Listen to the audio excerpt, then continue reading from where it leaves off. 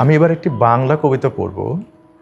কবি বিষ্ণুদের লেখা উর্বশী ও আর্টেমিস কাব্যের সর্বশেষ কবিতাটি, নাম সোহ বিভেত্তস্মাদিকাকি বিভেতি।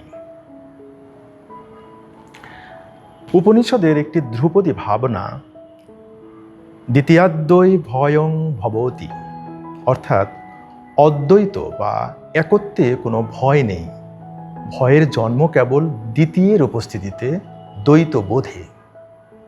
কবি বিষ্ণুদেব আধুনিক মানুষের মৌলিক নিঃসঙ্গতা ও বিচ্ছিন্নতা বোধকে এই প্রাচীন দর্শনের আলোতেই অনুধাবন করেছেন।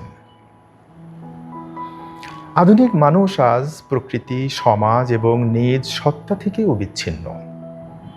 এই সার্বিক বিচ্ছিন্নতা ও পরবাসের অনুভূতির এক তীব্র প্রকাশ ঘটেছে তার বিখ্যাত কবিতা সোহ বিভেত্তস্মাদিকাকি বিভেতি তে। আবৃত্তি করছি বিষ্ণুদের কবিতা সোহ বিভেত্তস্মাদিকাকি বিভেতি। মানুষের অরণ্যের মাঝে আমি বিদেশি পথিক,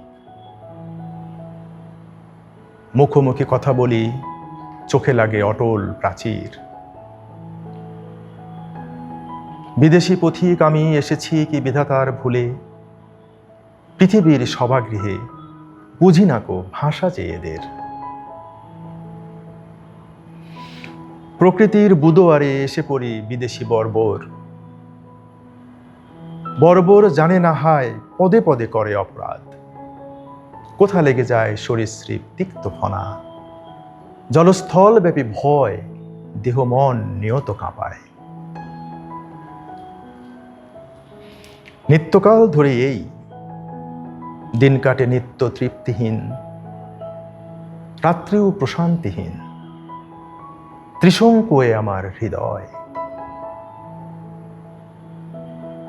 থ্যাংক ইউ।